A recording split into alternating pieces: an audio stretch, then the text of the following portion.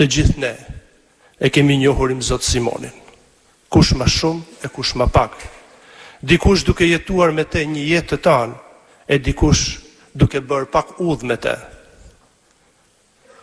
Se cili prej nesh e ka një kujtim me te, që mund të tregon të sot, ti mbajmë ato kujtime në zemra tona. Këto ditë, ndërsa bizetoje me një meshtar që ka jetuar e punuar me Zot Simonin, e pyeta se çfarë do të mbante mend prej tij. Ai mu përgjigj: "Domgjergj, Monsignor Simoni nuk ka folur për dashurinë, ai ka folur në dashuri. Nuk ka folur për dijen dhe urtin, ka folur në dije dhe në urti." Po, kjo e bante të veçantë Simonin. Ai nuk ishte njeriu i fjalëve të mëdha e të stërhollume, por ishte njeriu i veprimit, i thelbit të gjanave.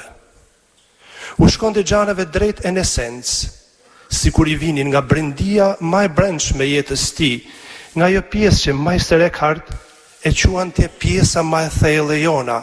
Ajo pikë që nuk është e prekur nga koha, nuk është e turbulluar nga emocioni, nuk është e plagosur nga kujtesa dhe nuk mbërrihet as nga mendimet.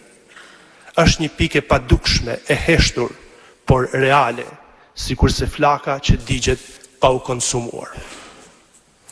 Në fjalët e atij meshtari, e gjetat përshkruar më së miri portretin e Zot Simonit.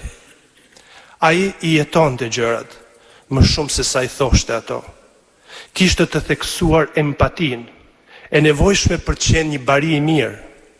Jetonte me dhembjen e me gëzimin e tjetrit.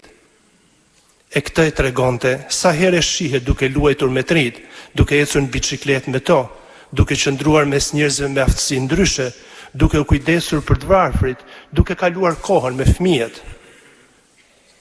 Duket se pikërisht fëmijëve u ka besuar edhe testamentin e tij. Me 2 nëntor, pra para një muaj, Zot Simoni ka kremtuar meshën e shenjtë me fëmijët dhe ka shkuar bashkë me to te kripta e katedrales. Atje u ka shpjeguar atyre se çfarë është kripta dhe u ka folur për Zot Luçanin. Duke shtuar: "Edhe unë do të vi këtu dikur, por kjo nuk është banesa jonë e fundit, është vetëm banesa jonë e përkohshme." Sikur ka profetizuar pa e ditur fiks se pas një muaj, pikërisht sot me 2 nëntor, ai do shkonte aty.